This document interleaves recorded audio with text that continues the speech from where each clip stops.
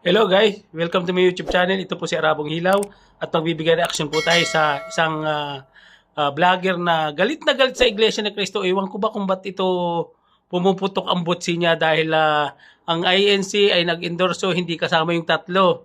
Si Senator Tito Soto, si Ping Lacson at saka si Erwin Tolpo. Oh, ay walang pakialaman yun ang gusto nila di ba?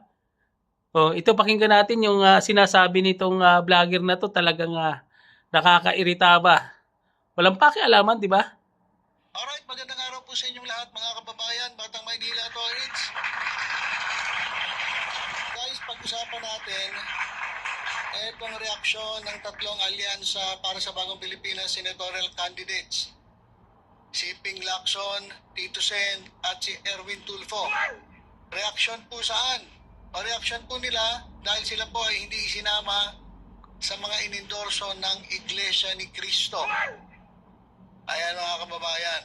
Kasi ang mga inendorso ni ano naman kung ngayon, di ba, kung hindi sila inendorso? Ay ito pong mga ito. Yan po yung nasa ating screen. Pero balikan na lang natin mamaya yan. Pag-usapan muna natin yung reaction ng tatlong top notchers. Actually, ito mga kababayan, itong tatlong ito ay hindi po nawawala sa top 6. Lagi po silang pasok sana sa listahan. Ayun naman pala di ba? Top notcher, ba't naghahangad ka pa ng endorsement? SWS, Publicus. So sila lagi yung pasok sa top 12. At hindi lang ba sa top 12 mga kababayan. Si Erwin saka si Tito Sen, lagi ko nakikita 1 2 3. Top notcher naman pala tapos naghahangad pa ng endorsement. Top 12. So ito yung mga top notchers. Pero sa kabila na hindi sila napili ng Iglesia ni Cristo para i-endorso. Kaya ito basahin natin yung naging kanila mga reaction. Ito yung reaction ni Lacson Sabi niya, ako lagi ang aking nasa loob yung boto kasi yan ay natatanging karapatan ng bumoboto. Maski ito ay isang tao lamang o isang grupo ng tao. So ang attitude ko, dalhin man o hindi, igalang natin yung kanilang pasya. At kami naman, yung kandidato igalang pero siya ewan ko init na init sa INC. Pa rin kaming kaibigan nila maski hindi kami dinala. Ayan pa yung sabi ni Ping Lacson. Sabi naman ni Tulfo na ito nga yung naka-front runner po. Lagi po dyan sa surveys. Sabi niya, wala naman po siyang hard feelings dito sa INC na ang pinapatupad ay black voting. Ibig sabihin, kung ano ang sabihin ng kanilang ministro, ayun ang kanilang iboboto. Ewan ko kung ganun yung ibang membro, kasi sinasabi nila, pag sinabi ni Manalo, bastos tong tao to. Ano bastos? Para pala itong mga robot. Tawagin ba naman robot ang INC? May mga sariling pag-iisip yan. Matatalino yung mga yan kaysa sa'yo. Bobo ka. Ibig sabihin, hindi ka na pwedeng bumoto ng iba. Hindi mo pwedeng express yung nararamdaman mo sa pamamagitan ng pagboto. Ano yan? Para tawag yan pagkakaisa. Opo, sir. May pagkakaisa sila. Ministro. Bastos tong taong to. Grabe mong bastusin yung Iglesia ni Cristo. Marami akong kaibigan na Iglesia. Kung nasusundin nila yung sinasabi ng kanilang leader. So, sabi ni Tulfo, siguro meron silang tinitingnan na isasama ba natin ito?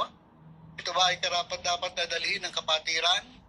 Tulad ng sinabi ni Senator Lacson, I don't feel bad na hindi ako pinili. Ayan po ang sabi ni Tulfo. Sa kanila yan, alangan namang ipangalandakan ko sarili ko sa kanila kung ayaw naman nila ng Panginoon. Grabe So what I'm grabe. going to do na lang siguro is we just have to pray. Told by loved ones to pray on Monday na pumasok tayo. Ayan ang sabi ni Tulfo, mga kababayan. So mamaya titingnan natin yung mga napili ng INC. At tingnan natin kung ano ba yung nakita nila doon, bakit nila isinama. Kasi para sa akin mga kababayan kung ako pipili ang bitter nitong taong to. Kanya-kanya paniniwala guys. Kasi ito yung may mga napatunayan at may mapapatunayan pa. Ewan ko lang doon sa mga mamaya puntahan natin yung mga pinili na itong mga INC. At ewan ko lang kung susundin sila ng mga miyembro nila na para bakit hindi? May pagkakaisa sila. Ang bastos mo, tawagin mo robot yung mga yan. May pagkakaisa lang sila. Kung sa inyo, gagawin ninyo.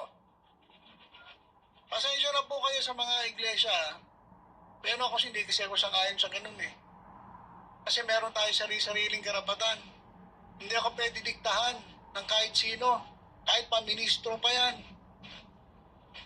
Hindi ako susunod sa kanya dahil sinabi niya. May sarili kong pag-iisip, may sarili kong... O yun naman pala eh, may sarili pag-iisip yung mga yan. Halimbawa, ako miyembro, kahit sabihin pa ni Manalo na iboto ko itong mga to, kung ako naman ayaw ko, hindi ko boboto yan. Di wag kang sumali. Itiwalag nila ako dahil sa paniniwala ko, itiwalag nila Hindi ikaw nga yun eh. Iba sila. Ganun yun, mga kababayan. Iba sila guys, iba sila. Hindi ikaw yun. Oh. Bastos ka talaga. Kaya siguro, hindi naman lahat, siguro, ng membro nila, susunod dyan kay Manalo. Alam ko, mga kababayan, meron din mga hindi sumusunod dun sa mga ministro nila. Sabi ngayon ni Tito Sen, ito naman sabi ni Tito Soto, ayan, may kanya-kanya kasing paniniwala, may kanya-kanyang pananaw, to each his own, ika nga. Ayan po. At narinig ko rin na sinabi ni Tito Sen, mga kababayan, na mas mahalaga sa kanya ang endorsement ng Panginoon. Yun naman pala ba't naghahangad pa kayo? Tapos ngayong hindi kayo in-endorse, better kayo. Kahit ilang Manalo pa mag-endorse yan, kung hindi yan ang kalooban ng Diyos, hindi mananalo yung mga yan. Tawag dun pagkakaisa. Tingnan nyo sa darating na eleksyon. Eto, mga kababayan, yung mga yan na in-endorse ng Iglesia ni Cristo, ewan ko lang kung pasok lahat yan. Kasi, tingnan nyo mga kababayan si Marcoleta, hindi naman pumapasok sa top 12 to Ayan na ngayon, yun ang gusto namin. Laging kulelat yan hindi wag mo boto, kami boboto kami sa kanya. Problema ba yun? Hindi nga pumapasok sa winning circle yan Tingnan na lang natin. Talagang sinuporta lang ng Iglesia ni Cristo kasi miyembro nila to Pero ang totoo, ayaw dito ng mga tao. Ikaw yun, ikaw lang. Iglesia lang siguro may gusto. Ako hindi ako iglesia, gusto ko yan Si Marcoleta, tingnan niyo sa survey. Hindi pumapasok yan sa top 12. Sa survey kasi hawak nyo. Lalong-lalo na, ito si Senator Amy Marcos. Naku po, Diyos ko naman. Itinatakwil to ng mga loyalista, itinatakwil ito ng mga DDS. Tapos pinili ng Iglesia ni Manalo. Patay tayo dyan. Patay tayo dyan. Isinama pa nila, Bato de la Rosa. Etong di umano, mga kababayan, ay sangkot sa EJK. Libo-libo. Di umano. Di ba di umano? Walang prueba. Tukhang, mga kababayan, ang nagrereklamo dito kay Bato de la Rosa. Pero pinili pa rin i-endorso na itong INC. Better ka lang. Ano ba ang basihan?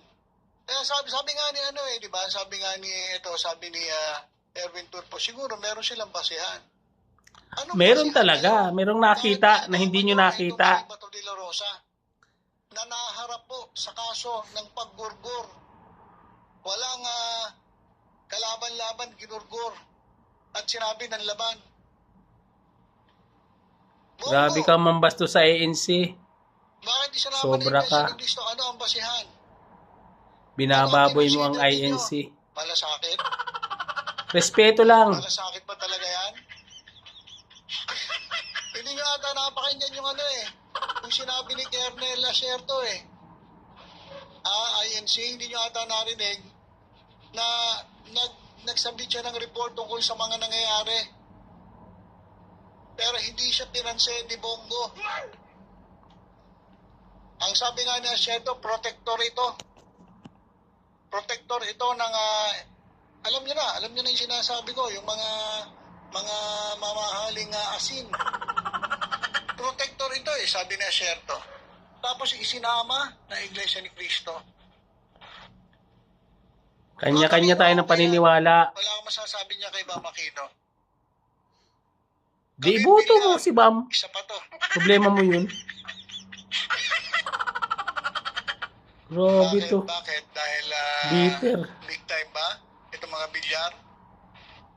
Bitter Dami eh. reklamo na ito eh. Dami reklamo dyan sa kanilang negosyong prime water. Bitter tong mamang to. Ng iglesia ni ni Manalo. Yung negosyo lang ang iniisip, yung mga tao, yung kanilang mga mga consumers. Para yung reklamo, milyon-milyon ang reklamo. Tapos yung pa, napili ng INC. Guys, Bakit gusto mo ikaw ang piliin? Ubog talaga tong tao na to. Grabe, bitter. Galit na galit ka sa INC. Ano bang ginawa sa'yo ng INC? Sa akin lang ako nagtatanong lang. Kasi ako nagtataka eh. Parang iba eh. Iba yung nila. Ano kaya pinagbasihan nila rito? Ano to? Pinarapol-rapol lang ba yan? Yung tampiolo. Tapos, oops. Makina. Oops. De La Rosa. Hindi, siguro pinag-aralan naman nila to. Pero ba't ganun? Grabe tong So tao yung na mga to. kababayan, yung komento ko dito sa kandidato na pinili na Iglesia ni Cristo. Ito yung mga dapat pinili nila. Yan, yung tatlo na yan. Pero mas pinili pa nila ito. Halos Eh may sariling pag-iisip sila. Bobo ka talaga. Hindi mo ma... Hindi mo maano ang ANC. May sarili silang pag-iisip. Wala sila sa survey. Pero yung pa rin ang pinili na itong grupong ito. O ano naman ngayon? Bitter talaga tong taong Kaya to. hindi ko alam kung Si Mamang 2H na to, bitter. susunod yung mga robot dyan. Tinawag mo pang robot ang ANC, wala kang respeto. Para sundin Respeto yung, naman. King Robot nila. Para irespeto ka rin ng tao. Yung kanilang puno. Blackboard daw eh. O ano raw sabihin nung nung leader nila, hindi daw susundin eh. Wala. Wala wenta. Para kayong uto-uto. Hindi nyo na pa-practice yung inyong freedom to choose. Kasi ang susundin nyo yung kasi ang iboboto ninyo yung pinili ng leader ninyo eh. Siyempre, kapatiran nga. Eh, paano mo pa tinawag na kapatiran? Kung hindi nila susundin ang leader nila. Sunod-sunuran. Sana lang, panalangin ko rin na yung iba. Marunong naman pala itong manalangin. Na disusi, na kung ano sabihin, nung nato sa taas, susunod na lang sila ng susunod. Di ba? Wala ka. Okay, so yun lang po mga kababayan. O, yun lang nga. Sa darating na eleksyon, Respeto lang, guys. malalaman natin. Respeto sa INC. Kung anong piliin nila, wala tayong magagawa dyan. May sarili silang pag-iisip at paninindigan sa buhay. Kung yun ang gusto nila. Respeto sa INC. Ito si Mamang to, grabe. Sige guys, yun lang ang reaction video natin for today. At maraming salamat. Please like and share, subscribe to my YouTube channel, and hit the notification bell. At lagi po tayong magpasalamat sa ating mga nangyayari sa buhay. God bless everyone. I love you all. Bye-bye.